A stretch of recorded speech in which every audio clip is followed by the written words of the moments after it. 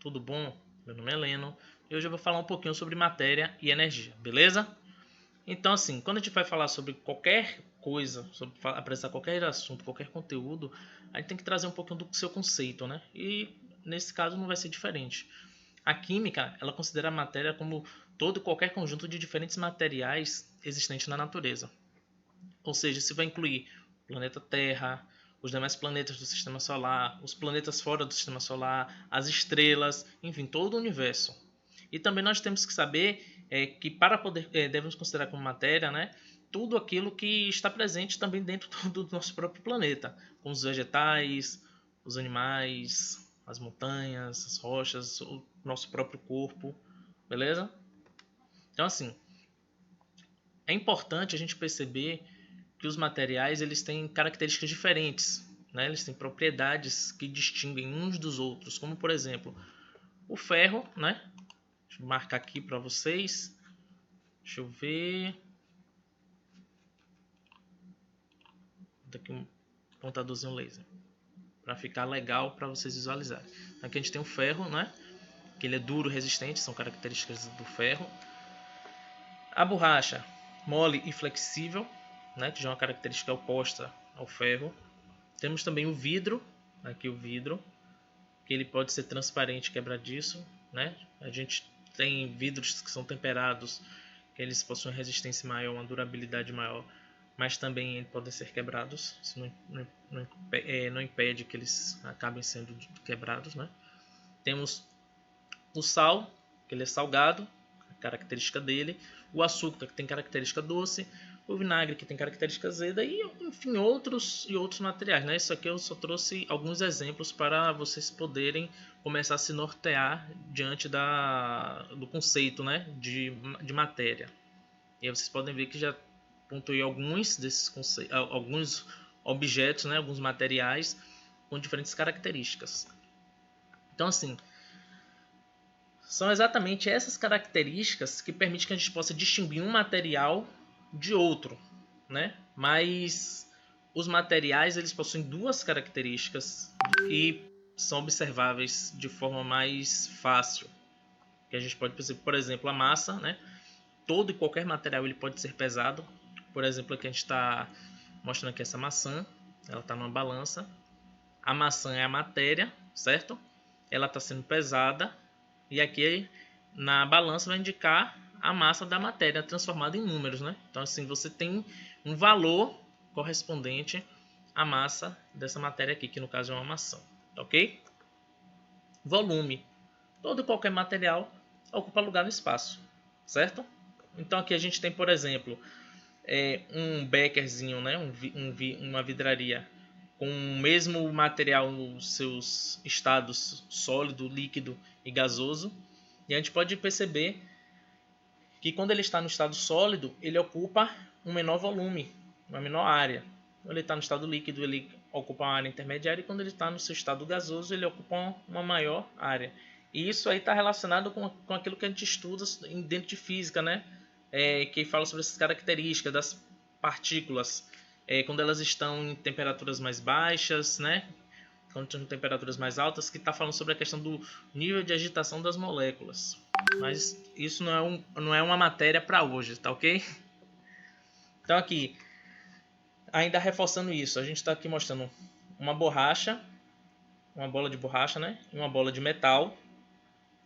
A bola de borracha está aqui indicando na balança que ela tem uma massa X e a bola de metal tem uma massa Y.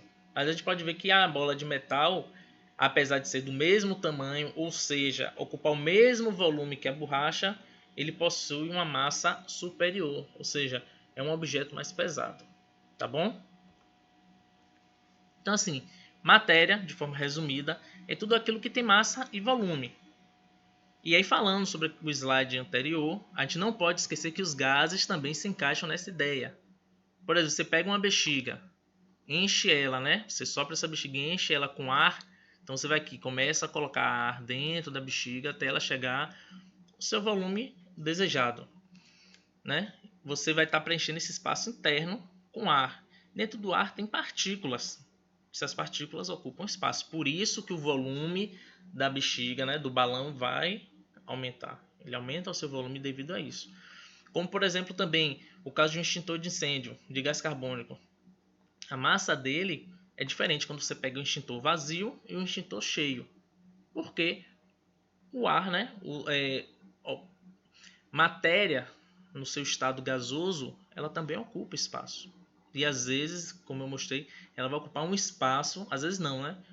Quase sempre ela vai ocupar um espaço maior do que a matéria quando está no seu estado líquido e sólido. Isso quando eu falo de uma matéria de uma mesma massa. O volume vai ser diferente a depender do estado da matéria que a matéria se apresente, tá bom? Vamos em frente, né? Evolução de materiais. Então, bora falar um pouco sobre a evolução dos materiais, como foi que aconteceram, né? Desde a pré-história. Na pré-história eram utilizados utensílios de pedra lascada, pedra polida, ossos e madeiras, como aqui vocês podem ver nessa imagem, mostrando aqui um exemplo, né? Indicando que eles utilizavam esses materiais. E aí eles utilizavam com diferentes funções, né? Na maioria das vezes eles usavam para poder caçar. Muito tempo depois começou a se desenvolver o trabalho com cerâmica, incluindo produção de potes, né? Metais como ouro e prata também foram se tornando conhecidos. E aí isso a gente vê que o material ele começou a ter uma utilidade para o homem, passou a ter um objetivo de utilização, e dentro desse objetivo de utilização o homem começou a moldar. Como, por exemplo, na questão anterior, né, a gente fala sobre essa questão das pedras lascadas, pedra polida, eles pegavam esse material, lapidavam esse material de forma que ele se tornasse utilizável, bem como esses vasos de cerâmica, né? O vaso de cerâmica não já estava pronto na natureza. O homem precisou colocar a mão e trabalhar em cima dele, certo? Cerca de 2000 anos antes de Cristo começou a metalurgia do bronze, né? Que é uma liga metálica com 90% de cobre e 10% de estanho. Então aqui vocês podem ver, né, esse exemplo.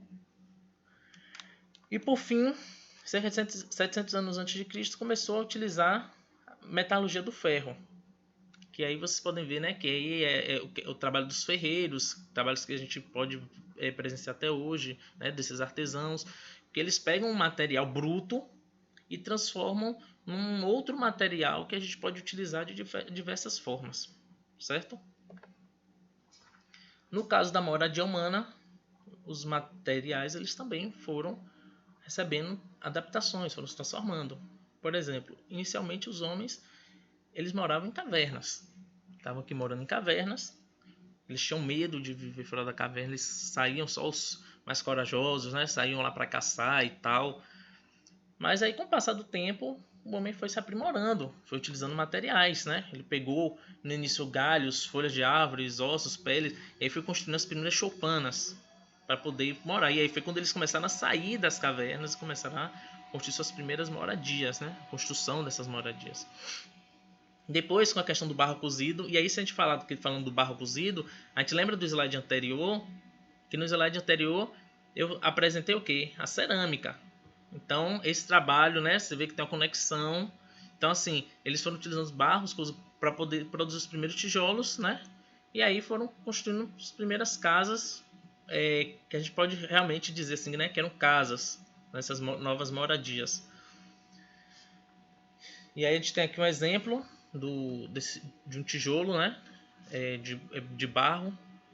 E por fim, né, atualmente a construção de prédios são utilizados diversos materiais, como por exemplo ferro, concreto, vidro, plástico, né, dentre outros. Que aí são hoje, como a gente pode ver, as casas de forma geral, os grandes prédios. Então assim, a gente vê que teve um aprimoramento da utilização da matéria em prol do benefício do homem. Então a gente pode ver isso, né? Então aqui, na alimentação também não foi diferente. Inicialmente os povos primitivos, né, eles caçavam, como eu falei, animais com paus, pedras, eles se alimentavam de carne crua, né, dos frutos que eles escolhiam. E aqui tem uma representaçãozinha mais ou menos de como era, né, ou como a gente acredita que fosse naquela época. Com o advento, né, do arco e da flecha, do arpão, a caça, a pesca, elas foram se tornando mais produtivas. Com a descoberta do fogo, assim por dizer, o homem aprendeu a cozer, né, seus primeiros alimentos, e isso também foi um ganho, foi uma utilização dos materiais, porque o fogo ele não aparece ali no nada e some no nada. Então assim, quando o homem começou a dominar o fogo, ele produzia o fogo. Então ele começou a produzir esse fogo em madeiras principalmente, né, que é onde se faziam as fogueiras, mas também eles queimavam outros materiais de modo que eles pudessem obter ali um alimento cozido, um alimento assado. E isso também faz parte de todo um processo evolutivo, né? Quando a gente vai falar das questões biológicas, que hoje não é o foco, né? Mas tem uma relação até com a mudança da questão da arcada dentária e tal. Então, assim, aqui a gente tem um exemplo, né? Uma representaçãozinha dele caçando, dele assando, né? Um peixe aqui. E a gente segue com aquela ideia, né? O homem ele vai se aprimorando cada vez mais. Com a questão da alimentação, eu acredito que vocês vendo isso, vocês já começam a ter uma ideia de onde a gente vai chegar. Mas aí a gente segue aqui devagarzinho, mostrando para vocês terem uma ideia, né? Mais ou menos como é que esse processo foram acontecendo. Então, assim, o plantio de vários tipos de cereais, né? Trigo, que acho que era o mais plantado, né? Trigo, cevada.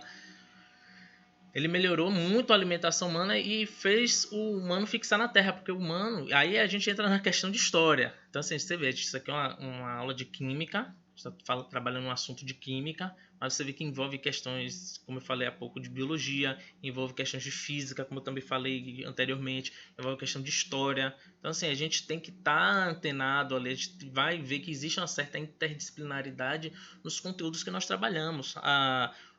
As matérias, né, como a gente chama, as disciplinas, elas não são blocos únicos e separados, né? Elas estão ali sempre se juntando com outras e formando, e isso é importante. Isso é importante porque a gente precisa ter um conhecimento básico e fazer conexões com esse conhecimento para poder estar entendendo. E aqui, como eu estou falando, estou trazendo para vocês isso porque vocês conseguem perceber que às vezes numa aula de história ali você, pô, já vi isso, eu consigo lembrar ou eu consigo associar isso com minhas aulas de história, certo? Então assim, o humano melhorou a alimentação dele, isso foi muito importante, né? Ele deixou de ser nômade, ele começou a domesticar animais como por exemplo o gado, e aí aqui a gente tem uma representaçãozinha também, mais uma representação mostrando o homem, né, trabalhando na colheita. Só que atualmente nós dispomos de alimentos industrializados, de diversos tipos de embalagem, que podem ser conservados por muito mais tempo do que eram. Se imaginem, a pessoa matava um boi, preparava tudo ali para poder comer, ele não ia conseguir comer todo um boi. E aí ele armazenava aquela carne, inclusive carnes salgadas, né? Carnes que são conservadas em sal, vieram mais ou menos nesse sentido aí, tipo, conservar as carnes que tinham, porque quando não faziam isso, a carne estragava rápido, acabava se perdendo. E hoje não, você compra uma carne, você compra já a quantidade que você quer, obviamente. Você chega em casa, o que você não for utilizar, você coloca na geladeira, no congelador, no freezer, e consegue conservar aquela carne por muito mais tempo. E eu separei, né, esse fundo branco para poder mostrar para vocês isso aí. Hoje a alimentação, né, os mercadinhos, os mercados, os supermercados, os hipermercados, que tem essa variedade enorme de alimentos, né? Antes, imagina você, o ser humano se alimentava basicamente daqueles alimentos que ele tinha ali à disposição, aquelas frutas, aquela carne do animal que ele tinha ali próximo a ele, daqueles cereais que ele conseguia plantar, e era aquilo ali basicamente. Hoje não, hoje você pode você pode escolher uma variedade de alimentos, né? E você pode ter uma nutrição muito boa, mas é claro também, né, que por serem produtos industrializados, eles também têm um ônus, né? Questão de conservantes, pesticidas, muitas vezes nas frutas, legumes, enfim. Também não vai vir ao caso hoje. A gente pode trabalhar sobre isso em algum outro momento, certo?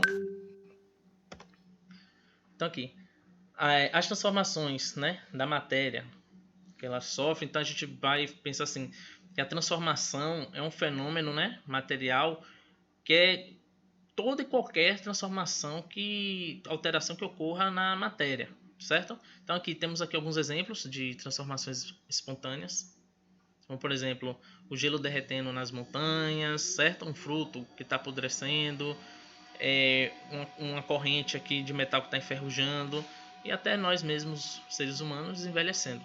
É um processo natural, certo? Então aqui, há cerca de 500 mil anos, ocorreu uma das maiores descobertas da humanidade. Que descoberta foi essa? O fogo. Acredite, o fogo foi um dos grandes divisores de água dentro da evolução da espécie humana, da fixação dela dentro do planeta como a espécie dominante. Querendo ou não, a espécie humana é ela que rege, né, o mundo, como as coisas seguem. Infelizmente, muitas dessas decisões que a humanidade toma acabam influenciando de forma negativa no ambiente. Mas, enfim. A fogueira, a gente quando fala assim do fogo, né, a gente pensa assim, fogueira, que foram os primeiros materiais, os primeiros objetos que foram utilizados para poder se colocar o fogo, né, para poder se fazer essa utilização do fogo. É um exemplo, né, de uma situação que vai ocorrer a transformação da matéria. Nesse caso, a lenha, a madeira, ela vai ser convertida em cinza, fumaça, calor e luz. O calor e a luz é o que a gente mais percebe, assim, tipo, quando você está ali com a fogueira acesa, o calor, que é o principal que você sente, a luz, ainda mais se for um ambiente que estiver escuro. A fumaça, a gente sente, né, pelo nosso olfato, e a cinza a gente vai percebendo depois, né, que essa madeira ela vai sendo consumida pelo fogo. Então, é um exemplo, essa transformação ocorre graças ao calor, né, à combustão. Então aqui, com o fogo, calor, né, e energia, a humanidade aprendeu a provocar novas transformações materiais, como o cozimento dos alimentos, produção de vasos cerâmicos, fabricação de bronze, de ferro, etc. Se vocês pensarem sobre uma metalúrgica, transformação da matéria bruta do ferro, você chega lá, ele entra de um jeito, vai sair de outro, é precisado calor. Esse calor que, né, que é muitas vezes em forma de fogo, altas temperaturas, e aí ocorre essa transformação, certo? E aqui trazendo uma curiosidadezinha para vocês, né, sobre essa importância do fogo para a humanidade, que ele é tão importante que ele é considerado por determinados grupos como algo sagrado. Em muitos, né, em mitos gregos antigos, o fogo era propriedade dos deuses. Tanto é que tem a história de que um herói roubou fogo para dar para os homens e tal, né, que no caso é o Prometeu. Mas, pra vocês terem ideia da importância do fogo, né? Até hoje, né? Eu falo assim, o fogo como algo sagrado. É tão importante que até hoje nós utilizamos eles em cerimônias religiosas, por exemplo, né? Que a gente mantém essas velas acesas e tal. A gente vai orar por um ente querido que partiu, a gente utiliza velas. A gente vai orar por uma entidade que às vezes que a pessoa acredita, né? Que isso aí também vai fazer relação com a questão da religião. Pessoas do cristianismo, católicas, elas acendem velas, fazem orações e tudo, certo? Como eu falei, além disso, fogo olímpico, o símbolo das Olimpíadas, né? Esse fogo olímpico é considerado um fogo sagrado. Também tem isso. E também aqui, por exemplo, tem no altar da pátria, de túmulo de soldados desconhecidos, o fogo, né, como forma de homenagear, uma homenagem cívica para eles, certo? Então assim, a gente vê que o fogo, em diferentes situações, ele é considerado como algo sagrado e às vezes a gente está reproduzindo e não percebe, não se dá conta da importância que a gente está dando ali para o fogo, né? Que às vezes a gente vai perdendo alguns costumes, algumas culturas vão ficando esquecidas, mas ele tem essa importância. Então aqui, a energia, ainda falando sobre a energia envolvida na transformação das matérias, a gente tem que na pré-história, né? Os homens utilizavam a força como energia. Depois, e essa força que eles usavam para poder caçar, pescar, colher plantas e frutos, como já falei anteriormente. Só que aí, com o passar do tempo, o que foi que eles começaram a fazer? Começaram a domesticar animais. Tiveram a invenção da roda. E tudo isso são formas, né, de estar utilizando a matéria de diferentes maneiras. Diferentes maneiras que ele vai utilizando essa matéria, né? Porque na domesticação dos animais, eles vão ajudar no trabalho. Então, ali para arar a terra, carregar carga. Então, eles vão ali ajudando nesse uso, né? A invenção da roda, você coloca ali, fazer uma carroça, você pega madeira, você constrói uma carroça, utiliza a roda, coloca um cavalo, e aí você já está dando uma utilidade diferente da qual aquela matéria tinha. Então, assim, é uma transformação da matéria. Você está dando uma utilização diferente da qual aquela matéria surgiu na natureza. Certo? E aí também, aqui falando sobre e aqui falando da invenção da roda, né? Que eu falei o uso de carroças, para a gente não se perder. E aí a gente volta aqui para as novas formas de energia. Novas formas de energia que fazem o quê? Facilitam trabalhos diários, realizam transportes e também temos a busca de novos materiais.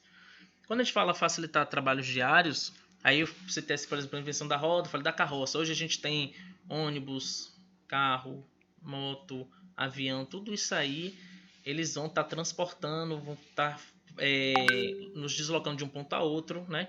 Essa parte da relação com o transporte. Na parte da relação facilitando o trabalho diário, por exemplo, você precisa pregar, colocar um prego numa porta, só que você vai utilizar a mão? Não, você vai utilizar um martelo. Você vai precisar cortar uma madeira, você vai utilizar um serrote, uma serra elétrica. Então, se você vai construir materiais que vão facilitar seu trabalho, porque você imagine, você tem que fazer isso, como a gente fala assim, na mão grande. Às vezes é até inviável realizar certos tipos de trabalho, certo? E aqui a busca de novos materiais, por exemplo, temos a gasolina, né? Tem o petróleo, nós transformamos em gasolina. Hoje tem outros tipos de combustíveis, né? Tem biocombustíveis aí sendo produzidos. Temos também a questão da energia nuclear, que não é uma energia segura no sentido da radiação, né? Se acidente nuclear, se acontecer um acidente nuclear, o impacto seria enorme. Mas como a gente, por exemplo, tem a questão de Chernobyl, que acho que é o acidente nuclear mais famoso do mundo, da história, né? E também tem uma questão aqui da energia eólica, que é você pegar a energia do vento e transformar em energia, por exemplo, em energia elétrica. Hoje tem energia eólica, temos energia de placas fotovoltaicas, né, que são aquelas placas pretas que vão absorver energia solar para poder transformar em energia elétrica, para poder baratear a conta de energia, né, que a gente consome dentro das nossas casas. Beleza? Aí aqui é a energia envolvida nas transformações da matéria. Eu peguei aqui esse gráfico, essa imagem, mostrando as porcentagens no Brasil em 2008. A gente vê aqui que a energia não renovável equivale a 54,7%, enquanto a energia renovável era 45,4%. Ou seja, a energia que era utilizada, as transformações, né, da oferta de energia no Brasil de energia não renovável era 54%, ou seja, praticamente 10% a mais. Aí a gente olha para um gráfico atual, né? A gente olha aqui para esse gráfico atual, aí a gente pega aqui energias não renováveis, né? Energia nuclear, carvão mineral, energias renováveis. Aí a gente pega e vai aqui observando que esse gráfico, e se a gente fizer uma soma, né, das energias renováveis e não renováveis, não mudou muito. Deixa eu ver que não mudou muito. Então, assim, o cenário no Brasil de 2008 para 2020, ou seja, 12 anos depois, a questão do uso de energia não mudou muito. E isso preocupa, porque a gente deveria estar usando menos petróleo e seus derivados, a gente deveria estar usando menos carvão mineral, menos energia nuclear, menos em carvão. A gente tinha que estar trabalhando mais com energias renováveis, energia hidráulica, certo? A gente deveria estar trabalhando com energia eólica, energia solar. A gente deveria estar ampliando, nós deveríamos estar ampliando esse tipo de uso de energia, porque são fontes renováveis, elas poderiam baratear custos de qualquer forma e não prejudicam o ambiente. A gente tem que estar pensando nisso. Hoje é difícil a gente falar sobre essas questões e não pensar nos impactos ambientais. né? Então, tanto é que estão havendo reuniões no exterior, estão debatendo sobre essas questões e eles querem, que se não me engano, o prazo é para poder emitir um relatório sobre o que deve ser feito, o que não deve ser feito, como a gente deve diminuir o consumo de energias que não são renováveis, poluentes, essas coisas. O prazo, se não me engano, era para 2030 e eles estão tentando entrar em um acordo para reduzir em 5 anos. Ou seja, em vez de levar, a gente está em 2021, em vez de levar 9 anos para poder apresentar os dados, os relatórios e tal, prestar contas, estão se discutindo se a gente não faz isso daqui a 4 anos. Devido à importância que esse assunto, que os impactos ambientais estão tendo. Então a gente pensa assim nessas energias, né, que não são renováveis e que são poluentes, a gente tem que olhar sempre com cautela. É difícil hoje a gente ainda desvincular algumas ideias, mas, por exemplo, carro hoje consome combustíveis que são poluentes. Mas já vem surgindo projetos, já tem carros híbridos, né, que são aqueles carros que são movidos também a energia elétrica. E aí são vertentes que estão começando a surgir devido à importância de se parar de utilizar energias que são poluentes e não renováveis, beleza? Mas afinal, né? O que é essa energia? Falei sobre transformação, falei sobre matéria e comecei a falar sobre energia, mas não disse o que era. Então, a energia, de modo geral, a gente pode dizer que a energia é a propriedade de um sistema que ele permite realizar um trabalho. Por exemplo, para eu poder empurrar uma caixa de um ponto a outro, eu vou realizar aquilo é um trabalho, e aí a gente volta para a física, né? É um conteúdo de química, mas como eu falei, tem essa interdisciplinaridade. Então você vai empurrar uma caixa de um ponto A a um ponto B, você vai realizar um trabalho, mas para realizar esse trabalho você precisa gastar energia. Então energia basicamente, o conceito de energia é basicamente isso. Mas existem outras formas, né, de se exemplificar o uso da energia. Então aqui a gente pode reconhecer, né, a existência da energia pelo trabalho feito e que ela produz, como por exemplo a energia térmica, que é em forma de calor, a energia elétrica, que é em forma de eletricidade, energia química, que são as reações químicas, como por exemplo as reações químicas que acontecem no nosso organismo, né? E é basicamente isso. Espero que o conteúdo tenha sido bem assimilado por vocês, tenha sido prazeroso e se cuide, tá certo, pessoal? Obrigado e fiquem com Deus.